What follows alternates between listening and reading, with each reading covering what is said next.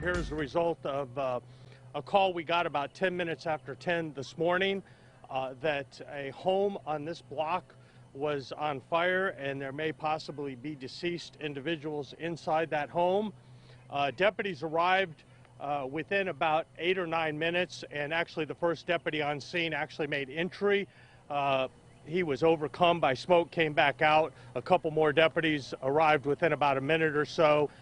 3 or 4 deputies and a supervisor, I guess it was 2 deputies and a supervisor, went back in and made entry again.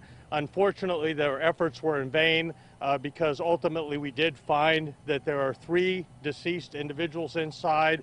Right now, the very preliminary investigation is that there is 1 adult and there are 2 children. One of the children is, we believe, to be a preteen child, and the one is a very, very young teenage child. Of course, they are deceased. The investigation is still very, very, very new. It's still a very active crime scene. We're waiting on the fire marshal as well as the medical examiner and talking to the individuals that are involved. One thing I do want to get out that's extremely important: we are dealing with very difficult times. Sometimes life can be difficult as it is, and now that we're dealing with a pandemic, I do want to give out a couple numbers that I would appreciate people to write down if they're feeling overwhelmed. The first one is the suicide prevention hotline. It is 1-800-273-8255. Again, 800-273-8255. And then the National Domestic Violence Hotline, which is 800-799-7233. Of course, individuals can always call 911. My deputies are here to help. Law enforcement is here to help. We will respond and try to get individuals help, but this is at least preliminary investigation. Seems to indicate that it may have some domestic violence type overtones or domestic issues.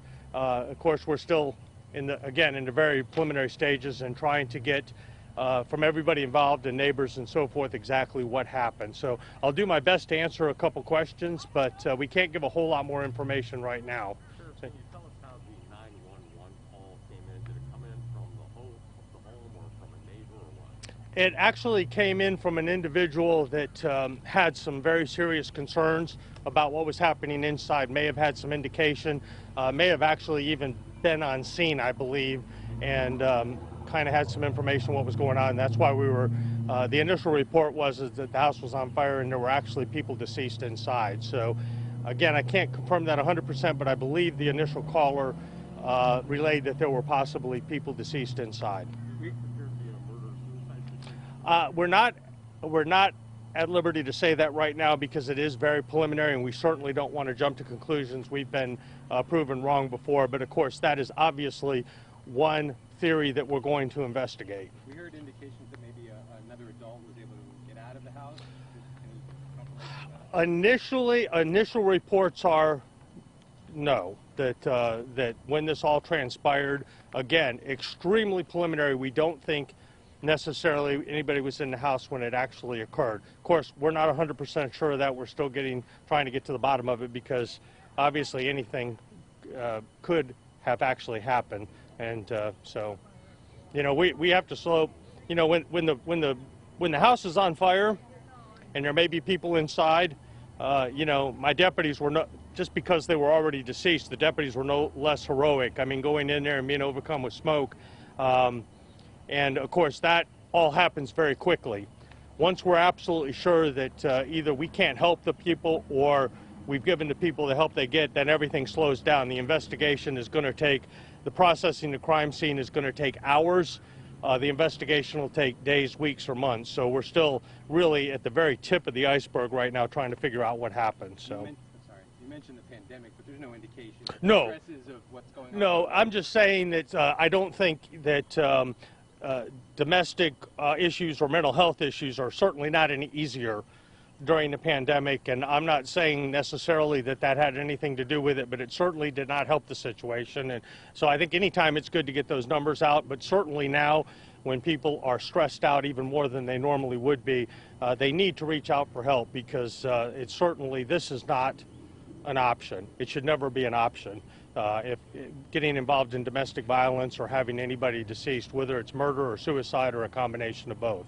So. Since you're talking to neighbors, were there witnesses to the events that occurred here? Witnesses, as far as I guess it depends on what your definition of witnesses. I don't think anybody really saw anything today necessarily. Again, I don't know. I don't think we're even finished talking to everybody, but I haven't heard of anybody who has any relevant information of what happened today that wasn't maybe involved living at the home. So, How extensive was the fire? Fortunately, I think we were able to get here fairly quickly, and fire rescue was obviously able to get here very quickly. They were on scene just moments after the deputies were, and they went inside and were able to get it extinguished fairly quickly. So the fire is fairly contained to one particular area. From what I'm told, at least initial reports, again, once we've established a crime scene, we haven't gone back in. We're waiting for the fire marshal and so forth to get here to assist us. Can you tell us what room that was?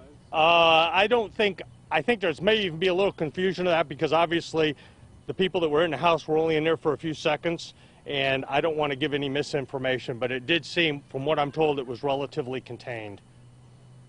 And does that make the investigation more difficult? Were the deceased in that same area? Well, obviously that's that always, anytime you add smoke and or fire, it certainly makes it more difficult. I guess from a strictly very practical investigative standpoint, it certainly is for us a little bit better that it was not a larger fire and it was fairly contained and we got here fairly quickly, because it could have been, obviously the house could have been burned to the ground, and that's not the case. It was relatively contained. So hopefully it'll be a little easier for us to get some answers forensically than it otherwise would be. So. Sheriff, would you expect to have an update later to firm up some of these details? Yeah, we're going to try to get as much out as we can. Obviously, I was talking to my lieutenant in charge of investigations, and he wants to be very cautious, rightfully so, that we don't want to jump to any conclusions. Even though we may have some theories, we want to make sure that we try our best to exhaust any other alternatives to what we think might have happened and make sure that there's no other issues. So, any other questions? All right, I appreciate. How many fire houses showed up? Was it just the one, or? That you'd have to ask our brothers and sisters at Fire Rescue of that. I didn't take a look at that on the CAD screen. I know that when they have a residential fire, they have several firefighters show up, and obviously they were here very quickly and assisted us as best they could. Unfortunately, we weren't able to save anybody. They were, I think it's pretty safe to say, they were deceased probably before the call came in. So, all right. Thank you all very much for coming out. If you have any questions, don't hesitate to contact our PIOs. They'll be happy to give you any information they're able to do. Thank you.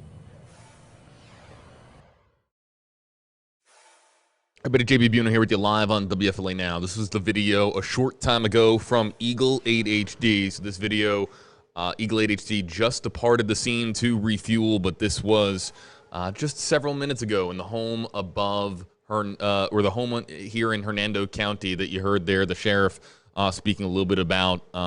This is, of course, a tragic story involving 2 kids and adult dead in a Hernando County fire.